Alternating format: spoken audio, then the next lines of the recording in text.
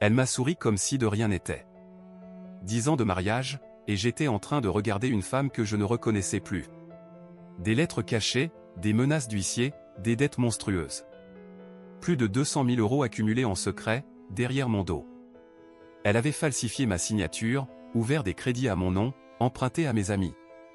J'ai failli tout perdre, mon boulot, notre maison, ma réputation. Et le pire?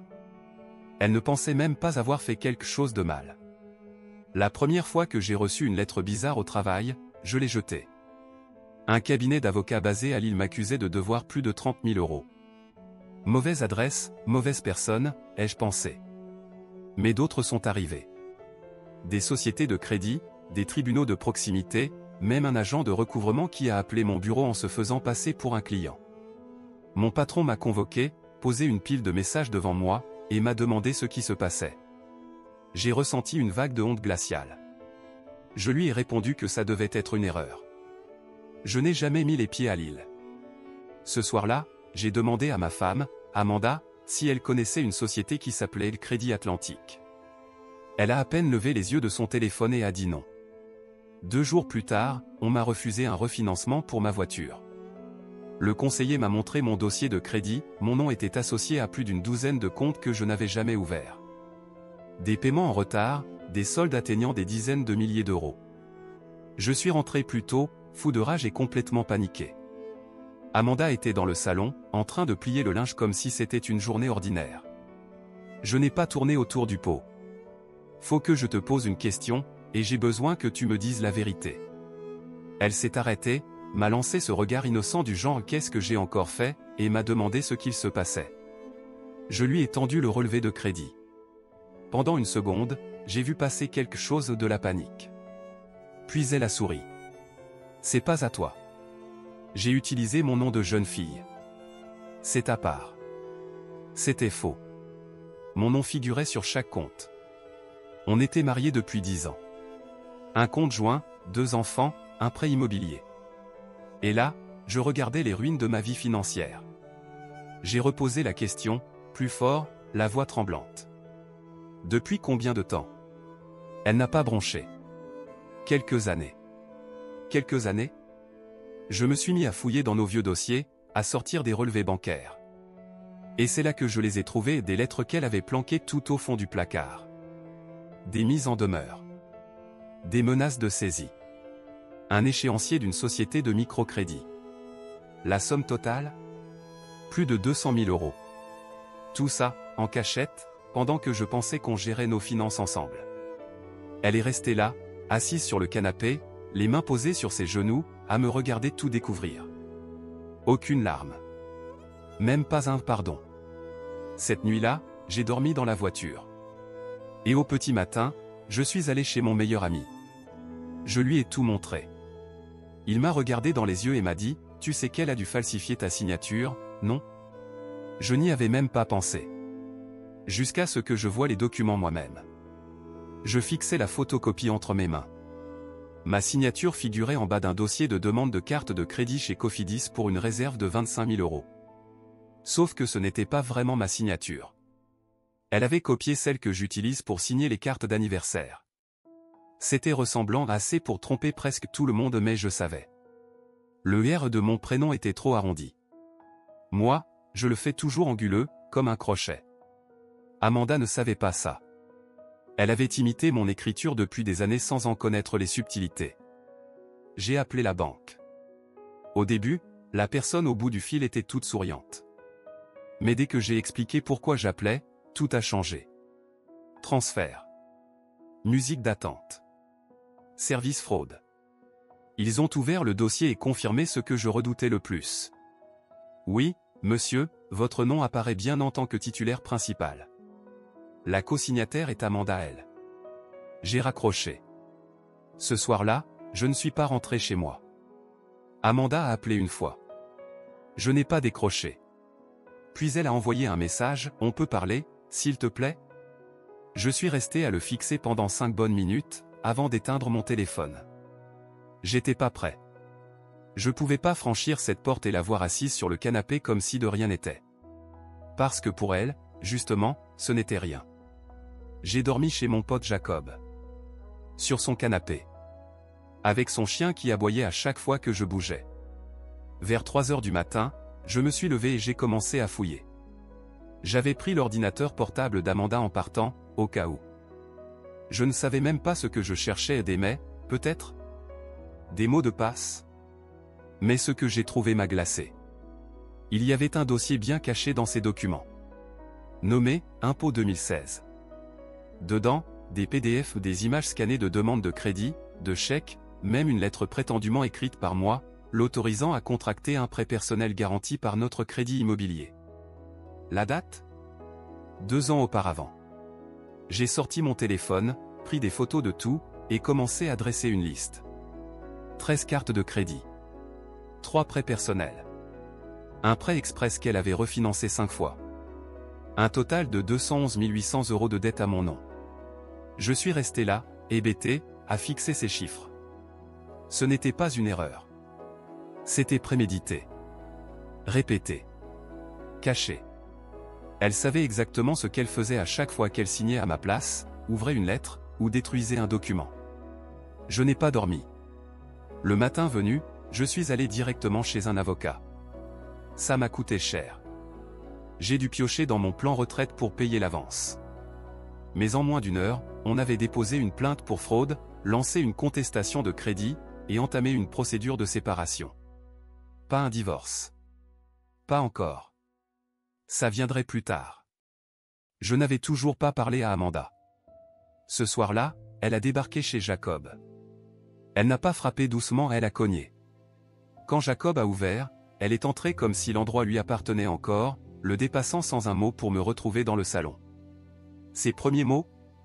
Pourquoi tu me fais ça? J'ai cligné des yeux. Ma bouche s'est entr'ouverte. Puis j'ai éclaté de rire.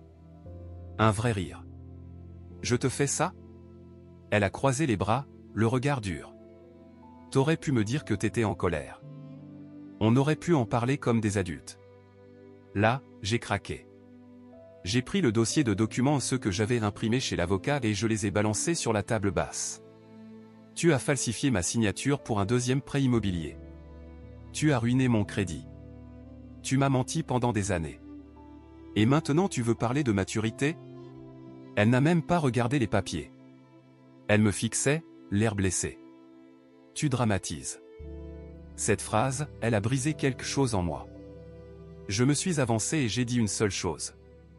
Je veux que tu quittes la maison. Ce soir. Ses lèvres se sont serrées. Elle n'a rien répondu. Elle s'est juste retournée et elle est partie, sans un mot de plus. C'était la dernière fois que j'ai vu Amanda en personne. Mais ce n'était que le début. Le lendemain matin, je suis retourné seul à la maison.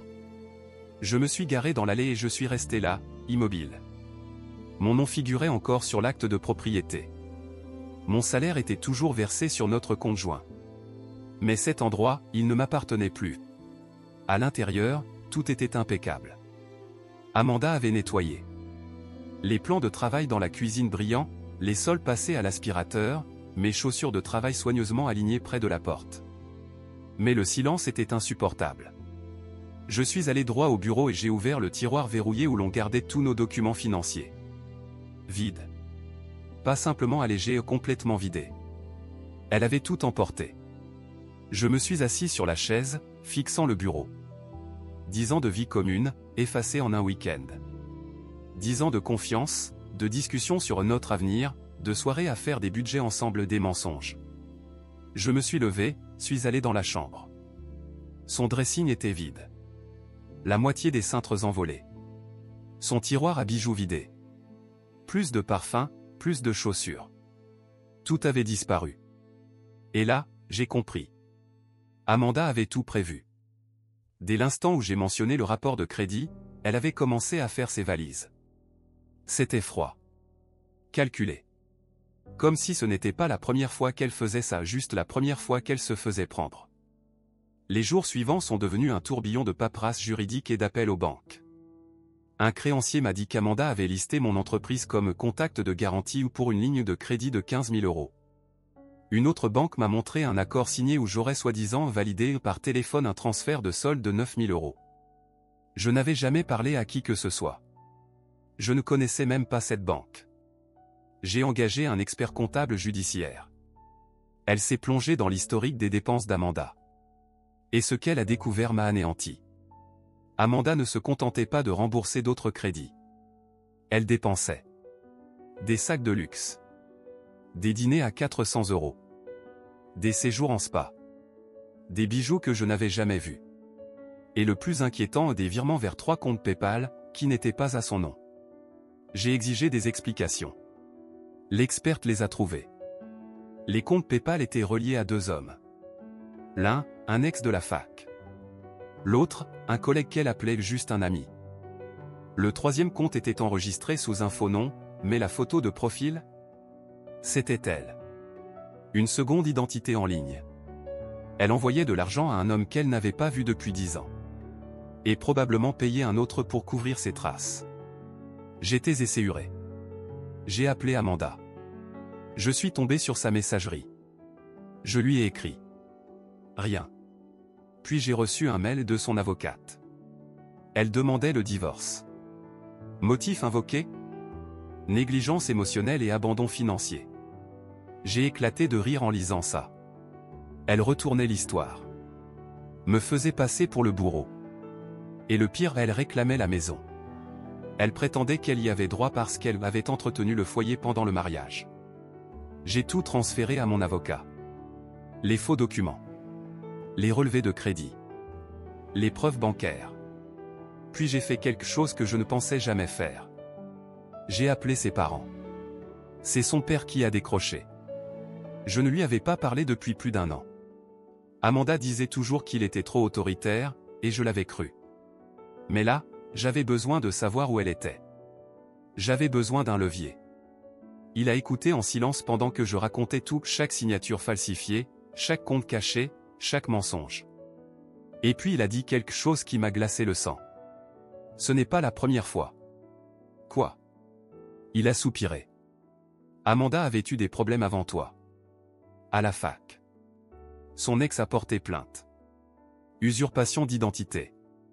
Ils ont abandonné les poursuites quand elle a promis de rembourser. On croyait qu'elle avait changé. Je suis resté muet. Incapable de prononcer un mot. Puis il a ajouté, je vais lui parler. Tu n'entendras plus parler de nous. Bip. Et il a tenu parole. Ils ont disparu. Mais Amanda? Elle ne faisait que commencer. 3 jours plus tard, en rentrant chez moi, j'ai trouvé un avis scotché sur la porte d'entrée. Mise en demeure. Accès interdit sans autorisation écrite dans l'attente de la décision du tribunal. Ça venait de l'avocate d'Amanda. J'étais littéralement exclu de ma propre maison. Je suis resté là, sidéré, la clé en main. La serrure avait été changée. Par la fenêtre, je l'ai vue au téléphone, déambulant comme si elle était la seule propriétaire. Elle m'a vu. Elle n'a pas bougé. A tourné le dos et a continué sa conversation. J'ai appelé mon avocat immédiatement. Il n'était même pas surpris. Elle essaie d'établir quelle est la résidente principale. Si tu forces l'entrée, elle pourra dire que tu la menaces. C'est une question d'image. Laisse-moi gérer ça. J'ai raccroché et je me suis assis sur les marches. Là-dedans, il y avait mes vêtements, mes outils, mes papiers personnels, toute ma vie. Et maintenant, tout appartenait à une femme qui m'avait menti pendant 10 ans. Le lendemain, on a déposé une requête en urgence. Le juge a donné 48 heures à Amanda pour quitter les lieux ou prouver qu'elle avait contribué seule financièrement à la maison. Elle ne pouvait pas. Mes salaires finançaient tout depuis le début. Mais elle ne s'est pas arrêtée là. Elle a contre-attaqué avec une plainte. Allégations de pression conjugale, instabilité émotionnelle, et même des insinuations sur un comportement agressif sans jamais parler de violence. Juste assez pour semer le doute. J'étais furieux. Je ne l'avais jamais touchée. À peine élevé la voix. Mais Amanda savait manipuler les récits. Et maintenant, elle avait une avocate spécialisée dans les divorces à fort conflit. C'était clair qu'ils allaient faire traîner. Puis est arrivé l'email qui m'a fait vriller.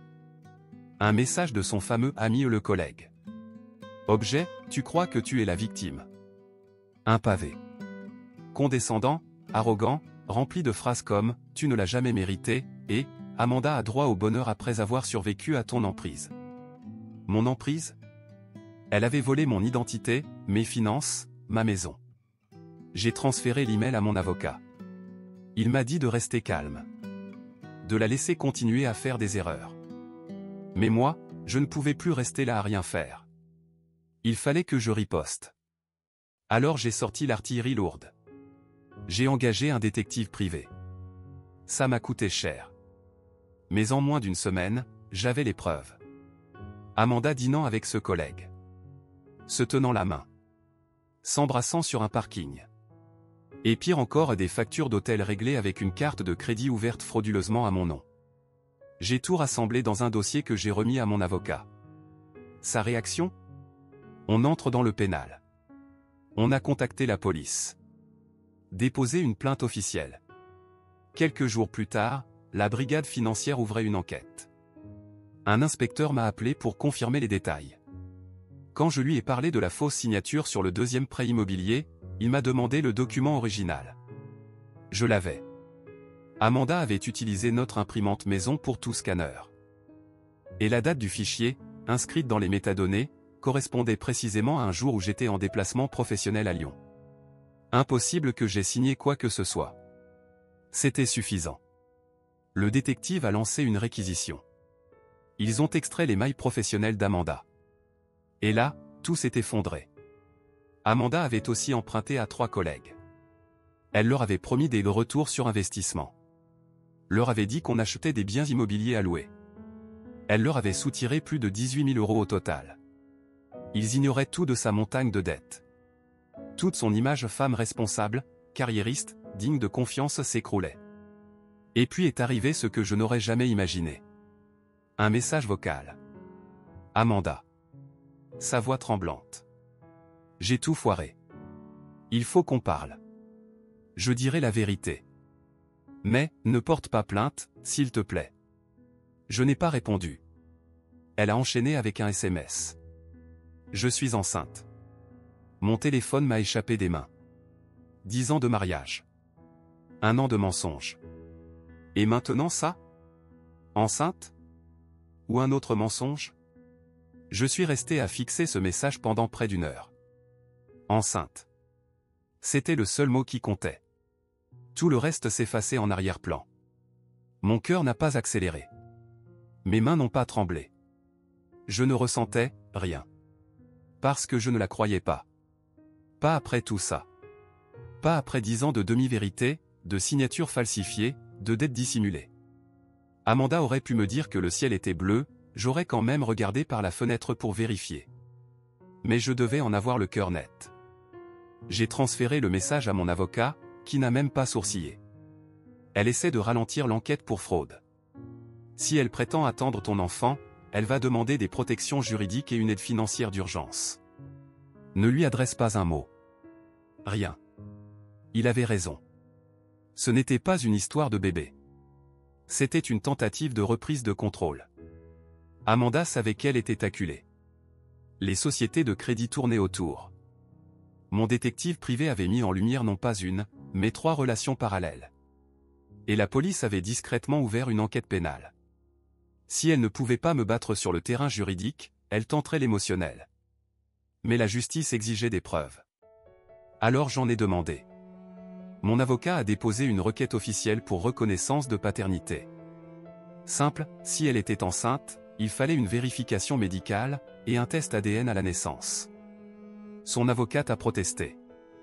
A crié au harcèlement d'une femme vulnérable. Mais le juge a tranché en notre faveur. Les preuves contre Amanda étaient trop nombreuses. Elle n'avait pas le choix. Elle a envoyé une échographie. C'était vrai. Daté d'il y a 2 semaines. Durée estimée de grossesse, 10 semaines. J'ai vérifié le calendrier. Il y a 10 semaines, j'étais en déplacement professionnel à Bordeaux. 5 jours complets. Elle le savait. J'avais le billet de train, la facture d'hôtel, le planning de l'entreprise. Aucune possibilité que ce soit moi. Et elle n'était pas seule dans sa vie. Alors je me suis tu. Je n'ai pas répondu. Je n'ai pas contesté. J'ai attendu. Puis est arrivé un appel. Le fameux collègue d'Amanda, celui qu'on avait vu sur les photos. Sa voix tremblait. Salut. Il faut qu'on parle. À propos d'Amanda. Je suis resté silencieux. Il a continué, je pense que le bébé est de moi. Elle m'a dit que non. Mais maintenant, j'ai des doutes. Je lui ai posé une seule question. Tu as encore les messages? Il les avait. Il les a envoyés à mon avocat. C'était accablant. Amanda lui avait dit qu'elle avait arrêté la pilule parce qu'elle ne la supportait plus. Que c'était juste une fois. Qu'il n'avait pas à s'inquiéter et elle s'occupait de tout. Il avait les captures d'écran. Les textos. Même des messages vocaux. Elle lui avait servi les mêmes manipulations qu'à moi, le charme, la culpabilisation, la victimisation. Elle lui avait dit que j'étais distant, froid, dangereux. Qu'elle était coincée dans un mariage sans amour. C'était toujours le même schéma. Encore et encore. On a tout remis à la police. Moins de 48 heures plus tard, Amanda était convoquée pour un entretien officiel. Elle ne savait pas qu'on avait le témoignage du collègue. Ni les messages. Ni la traçabilité financière. Elle pensait recevoir un avertissement. Elle est sortie avec une convocation au tribunal. Les chefs d'accusation? Usurpation d'identité aggravée. Fraude bancaire. Escroquerie numérique. Faux et usage de faux. Et plainte civile en cours déposée par les 3 collègues à qui elle avait soutiré de l'argent sous de fausses promesses. Mais le plus ironique? Sa grossesse ne la protégeait pas. Au contraire, elle accentuait la pression. Elle risquait désormais d'accoucher sous surveillance judiciaire ou pire. Mon avocat parlait de tempête parfaite. Mais je n'étais pas soulagé. Pas encore. Parce qu'au milieu de ce chaos, je devais continuer à vivre. J'avais encore des factures. Un prêt immobilier en défaut. Un score de crédit ruiné. Une réputation entachée. Des collègues posaient des questions. Certaines rumeurs lancées par Amanda étaient arrivées jusqu'à eux. Des bruits de problèmes de couple et d'instabilité financière circulaient. J'ai décidé de faire face. Je suis allé voir les RH, j'ai posé tout sur la table, les documents légaux, les rapports de fraude, les preuves que j'étais la victime. Et j'ai dit la vérité. Ils m'ont écouté. Et m'ont accordé 2 semaines de congés payés. Sans poser de questions. C'était la première vraie victoire depuis des mois.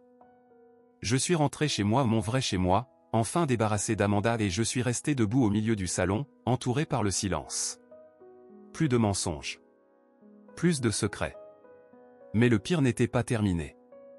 Car une nuit plus tard, à 2h46 du matin, j'ai reçu un appel d'un numéro inconnu. C'était l'hôpital. Amanda venait de s'effondrer. Elle était enceinte de 8 semaines et elle saignait. L'infirmière des urgences avait une voix calme. Trop calme. Comme si elle avait l'habitude d'annoncer de mauvaises nouvelles. Elle m'a dit qu'Amanda m'avait désigné comme contact d'urgence. Qu'elle avait été admise pour des complications graves. Je n'ai rien répondu. Je l'ai juste écoutée. Elle a demandé à vous voir, a ajouté l'infirmière. J'avais envie de raccrocher. De dire qu'elle ne me concernait plus. Mais je n'ai pas pu. Entendre les mots complications graves et 8 semaines de grossesse dans la même phrase, ça a réveillé quelque chose. Pas de l'amour. Mais un reste d'humanité. J'ai conduit jusqu'à l'hôpital dans un silence absolu. En arrivant, une infirmière m'a guidé jusqu'à une petite salle au bout d'un couloir. Pas de fenêtre. Juste des néons et cette odeur chimique qu'ont tous les hôpitaux. Amanda était allongée, pâle, les yeux à moitié ouverts. Ses cheveux étaient en désordre. Pas de maquillage. Elle ne ressemblait ni à la femme que j'avais épousée, ni à celle qui avait détruit ma vie. Puis elle m'a regardé et a murmuré, « Tu es venu. » Je n'ai rien dit. Elle a tenté de se redresser mais a grimacé. L'infirmière lui a dit de ne pas bouger, puis nous a laissés seuls. Pendant quelques secondes, on est resté là. 2 étrangers assis de part et d'autre des ruines d'une vie qu'on avait construite, puis démolie. Elle a parlé la première. Ils disent que je risque de perdre le bébé. Je suis resté muet. Amanda a fermé les yeux, les larmes coulant lentement sur ses joues. Je n'ai jamais voulu que ça se passe comme ça. Je me noyais. Je pensais pouvoir arranger les choses avant que tu découvres tout. Je pensais. Je l'ai coupé. Stop. Elle a rouvert les yeux. Grand. Apeuré. Tu n'as pas fait une erreur, ai-je dit. Tu n'as pas paniqué et ouvert une carte de crédit. Tu as menti. Tous les jours. Pendant des années. Tu as planifié tout ça. Tu as signé à ma place. Tu m'as volé mon avenir. Ses mains tremblaient. Et maintenant tu es là, en train de me demander de m'inquiéter pour un bébé qui n'est même pas le mien. Après tout ce que tu as fait. Elle a détourné le regard. Je sais. Je l'ai regardée. Attendant qu'elle parle. Qu'elle dise enfin la vérité. Mais ce qu'elle a dit m'a pris de court. Une confession inattendue. Ce n'était pas que l'argent, a-t-elle dit. C'était le pouvoir. Je ne me sentais forte nulle part ailleurs. Toi, tu réussissais. Tout le monde t'aimait. Tu maîtrisais ta vie. Moi, je n'avais rien. Alors je me suis créé mon propre monde. Mes propres règles.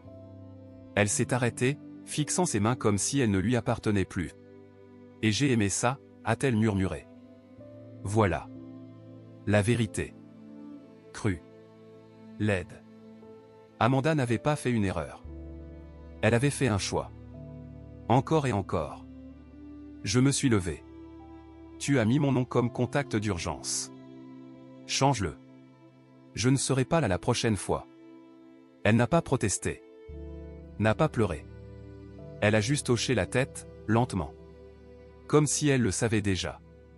Je me suis retourné et je suis sorti de la chambre. Mais en arrivant dans le couloir, je me suis figé. 2 inspecteurs se tenaient près du comptoir d'accueil. Ils étaient venus pour elle. Je ne leur ai pas adressé un mot. Je suis sorti par l'entrée principale. L'air glacial de la nuit m'a frappé comme une gifle. Le lendemain matin, mon avocat m'a appelé.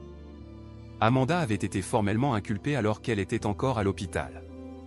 Le juge avait refusé la libération sous caution, considérant qu'elle risquait de prendre la fuite. Mais ce n'était pas terminé. Une semaine plus tard, j'ai reçu une lettre. Écrite à la main. Pas d'adresse expéditrice. À l'intérieur, une seule phrase. Tu ne sais toujours pas tout. Je suis resté assis à la table de la cuisine, fixant l'enveloppe pendant plus d'1 heure. L'écriture d'Amanda n'avait pas changé. Même sur une simple enveloppe blanche, sans expéditeur, elle avait écrit mon prénom avec cette inclinaison légère vers le haut, comme si elle essayait toujours d'être enjouée sur papier. Mais il n'y avait rien de joyeux dans le message à l'intérieur. Tu ne sais toujours pas tout. Je n'ai pas dormi de la nuit. Qu'est-ce que je ne savais pas encore? Qu'est-ce qu'elle pouvait bien cacher de plus? J'avais déjà découvert la fraude, les tromperies, l'usurpation d'identité, la manipulation émotionnelle, même le mensonge sur la paternité. Il ne pouvait pas y avoir davantage. Si. Mais Amanda n'était pas impulsive. Elle était méthodique. Et cette lettre, ce n'était pas une impulsion. C'était un appât. J'avais le choix, l'ignorer et tourner la page ou mordre à l'hameçon. J'ai mordu.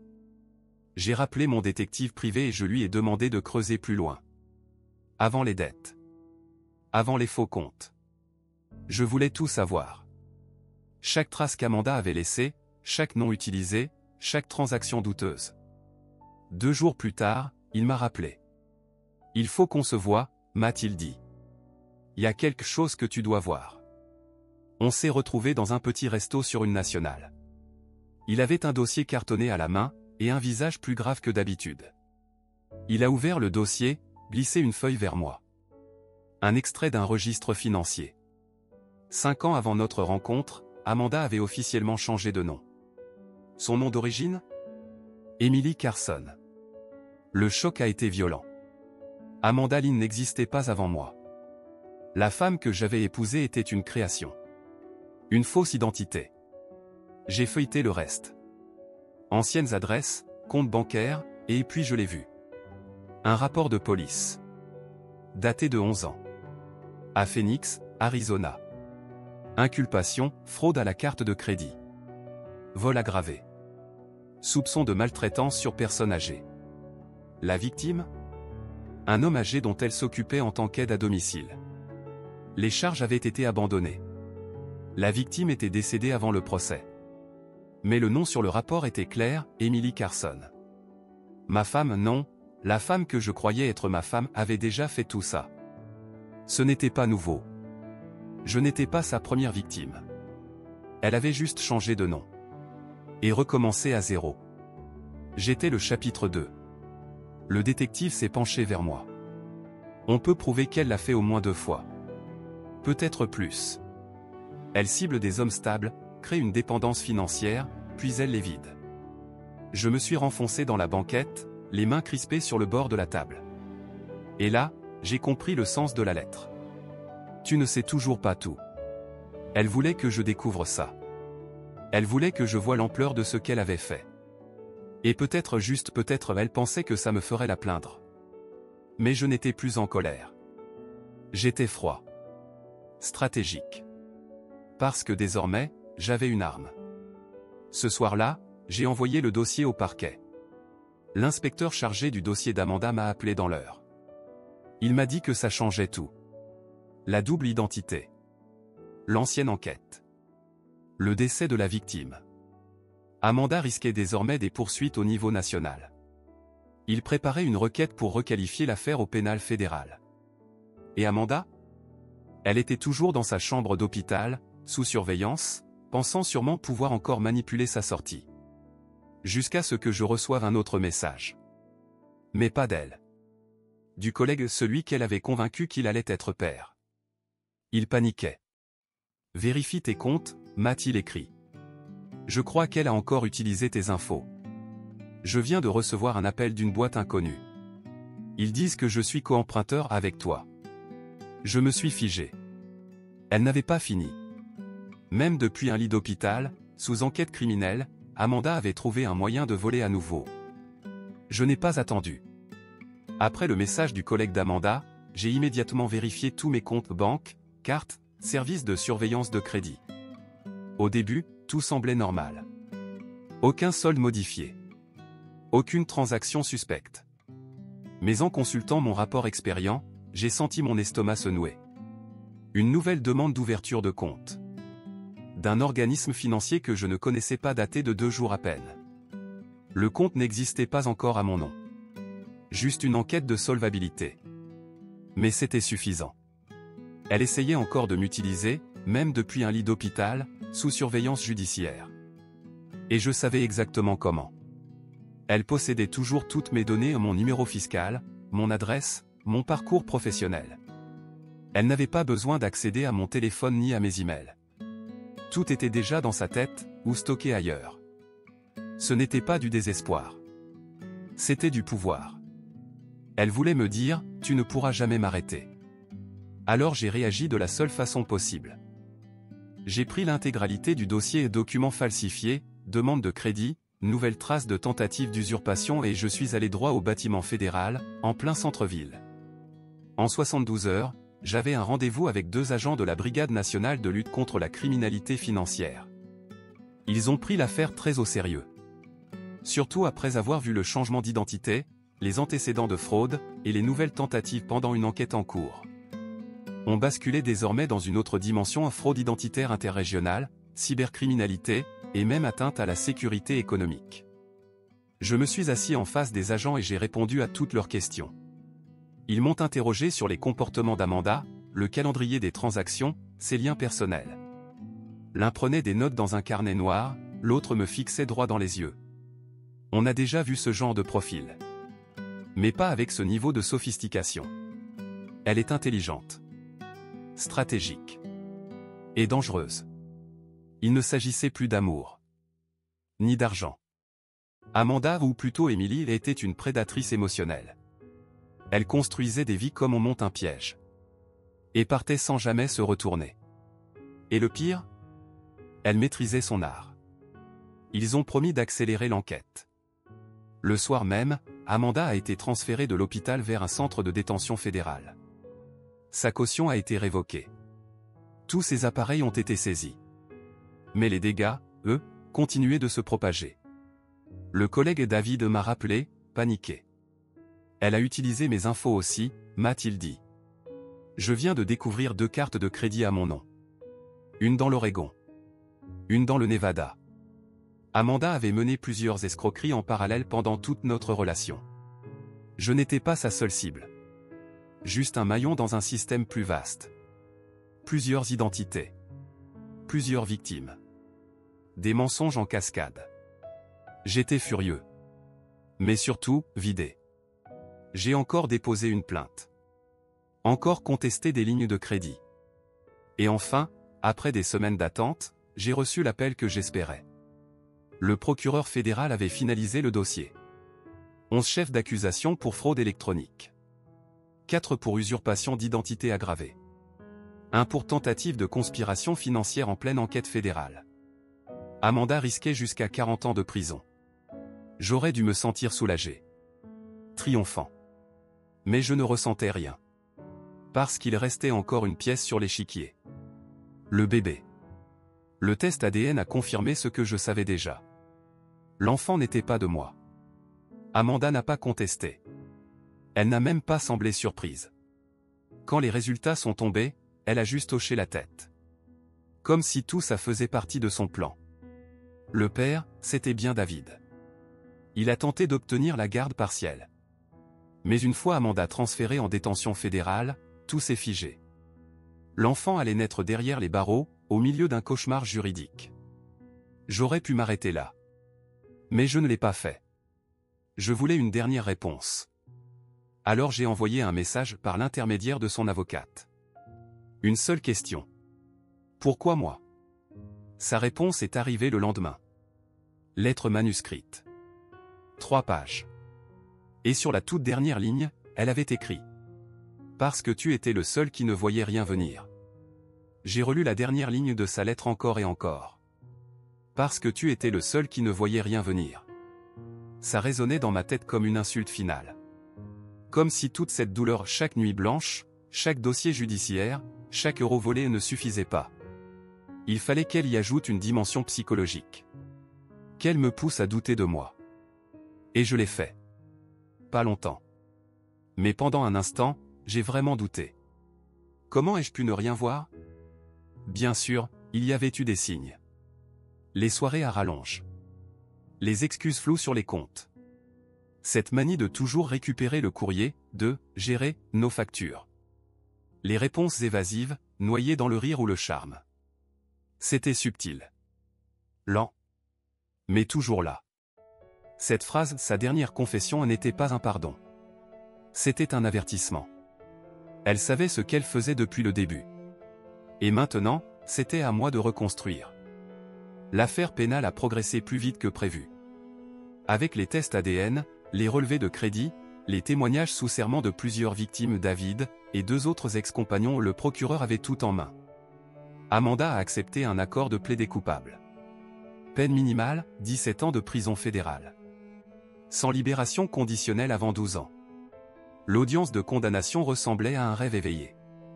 Elle se tenait là, en combinaison orange, les cheveux attachés, sans maquillage. Et pour la première fois depuis des années, elle ne souriait pas. Le juge a énuméré ses crimes à voix haute, chaque chef d'inculpation, chaque somme, chaque document falsifié. Puis il lui a demandé si elle avait quelque chose à dire. Amanda m'a regardé droit dans les yeux. Pas son avocat. Pas le juge. Pas ses parents, assis au fond de la salle. Moi. Je ne t'ai jamais aimé, a-t-elle dit. Mais je ne te détestais pas non plus. Tu étais juste, facile. Puis elle s'est rassise. Silence total. Le juge l'a condamnée à la peine maximale. Sans indulgence. Sans exception, même pour la grossesse déjà à 7 mois. En sortant du tribunal, j'avais l'impression d'avoir été enterré, puis déterré. 17 ans. Mais moi, qu'est-ce que j'avais? Je continuais à rembourser des dettes qu'elle avait contractées à mon nom. À recoller les morceaux de mon crédit, de ma réputation, de mes relations. J'avais perdu des amis. Des collègues. Même ma sœur m'avait tourné le dos pendant des mois, après avoir cru à certains mensonges d'Amanda. Ma vie avait été brûlée. Mais je n'étais pas fini. J'ai vendu la maison. Emménagé dans un petit appart en périphérie. Commencé une thérapie. Coupé les ponts avec tous ceux qui l'avaient soutenu. Reconstruit mes économies euro par euro. Et, pour la première fois depuis longtemps, j'ai recommencé à dormir. Vraiment. Profondément. Et puis, un truc inattendu s'est produit. David, le père biologique de l'enfant, m'a recontacté. Pas pour de l'aide. Pour des conseils. Il essayait d'obtenir la garde une fois le bébé né. Amanda, depuis sa cellule, avait déjà fait savoir à l'État qu'elle ne s'y opposerait pas. Elle ne voulait pas de l'enfant. Elle avait dit « Je n'ai plus de place pour la faiblesse dans ma vie ». David était dépassé. Apeuré. Pas prêt. Mais il essayait. On s'est retrouvés dans le même resto où j'avais rencontré le détective. Il avait l'air d'un fantôme plus maigre, pâle, épuisé. Elle m'a utilisé aussi, m'a-t-il dit. Je ne pensais pas qu'une femme comme elle pouvait exister. Je me croyais malin. Je ne lui ai pas offert de pitié. Ni de pardon. Mais je lui ai donné les documents. Tout ce que j'avais sur Amanda. Ses schémas. Les expertises psychologiques du procès. Son parcours financier. Tout. Si tu veux élever cet enfant, il faut que tu saches qui est sa mère. Il a hoché la tête. M'a remercié. Et il est parti. C'était il y a 3 mois. L'enfant, un garçon, est né la semaine dernière. En bonne santé. 3 kilos. Et moi, je n'ai rien ressenti. Ni colère. Ni chagrin. Juste, la paix. Amanda était derrière les barreaux. Les mensonges étaient finis. Mais parfois, la nuit, je m'assois près de la fenêtre. Je repense aux années perdues. À celui que je suis devenu pour survivre à ça. Aux cicatrices qu'elle a laissées. Et je me demande combien d'autres sont encore dehors, tombant amoureux d'une femme comme elle. 6 mois ont passé depuis la condamnation d'Amanda. J'aimerais pouvoir dire que la vie est redevenue normale, mais il n'y a pas de normalité après qu'on vous ait volé votre identité, votre confiance, votre histoire. Il ne reste que la personne qu'on devient une fois qu'on a survécu. Le programme fédéral de dédommagement a approuvé un remboursement partiel. Certaines banques, poussées par les enquêtes pour fraude, ont effacé les dettes. D'autres ont refusé, prétendant que j'avais permis la fraude en ne la découvrant pas plus tôt. Ces dernières, je les combats encore devant les tribunaux. La thérapie m'aide. Ça n'efface pas le traumatisme, mais ça m'empêche de le revivre chaque nuit. Un seul mot continue de résonner dans mon esprit. Contrôle. Amanda l'a eu pendant des années. Elle contrôlait le récit, les finances, l'image publique. Et même derrière les barreaux, elle a tenté une dernière manœuvre. La semaine dernière, j'ai reçu une lettre recommandée. Dès l'écriture, j'ai su que c'était elle. À l'intérieur, une simple feuille. Pas de signature. Aucune menace. Juste une photo. Une photo imprimée de son fils. Enveloppée dans une couverture d'hôpital blanche. Peau rosée. Yeux grands ouverts. Cheveux foncés, comme les siens. Et au dos, 3 mots. Il mérite mieux. Je suis resté là, à tenir cette photo comme si elle était radioactive. Mon premier réflexe a été de la déchirer. Mais je ne l'ai pas fait. Je l'ai retournée, posée à l'envers sur le comptoir, et je suis resté debout. Je savais ce qu'elle essayait de faire. La culpabilité. Elle voulait réécrire la fin. Se transformer en figure tragique, celle qui serait allée trop loin mais qui, au fond, avait encore du cœur. Elle voulait que je pense à l'enfant. À ce qui aurait pu être. À la responsabilité. À la rédemption. Mais elle avait perdu ce droit. Elle l'a abandonné le jour où elle a signé à ma place. Le jour où elle a dit « Tu étais juste facile ». Je n'ai jamais répondu. Et je ne le ferai jamais. David, à son crédit, a demandé la garde exclusive. Avec Amanda en détention, la procédure a été rapide. Il élève le petit seul. Il m'a fait transmettre un message via son avocat pour me remercier des documents. Apparemment, ça a aidé le tribunal à voir l'ensemble du tableau. Je n'ai pas répondu. Parce que j'ai fini de répondre pour elle. Le monde voit Amanda comme une criminelle. Moi, je la vois comme bien pire. Elle était un miroir. Elle m'a forcé à affronter chaque faiblesse que je ne savais pas avoir, la confiance aveugle, la dépendance affective, ce besoin désespéré de croire que l'amour pouvait tout justifier. Mais non. Et aujourd'hui, je sais enfin qui je suis sans elle. J'ai changé de métier. déménager dans une autre ville. Couper les ponts avec ceux qui m'ont tourné le dos quand la vérité a éclaté. Mon crédit mettra des années à se redresser, mais je ne suis plus pressé. Je ne suis plus pressé pour rien. J'ai recommencé à fréquenter des gens. Lentement. Prudemment. Je leur dis tout de suite, j'ai traversé quelque chose de sombre. S'ils restent, tant mieux. Sinon, je les laisse partir. Je ne m'accroche plus aux illusions. Le procès d'Amanda a fait la une pendant une semaine. Puis plus rien. Elle est toujours en prison.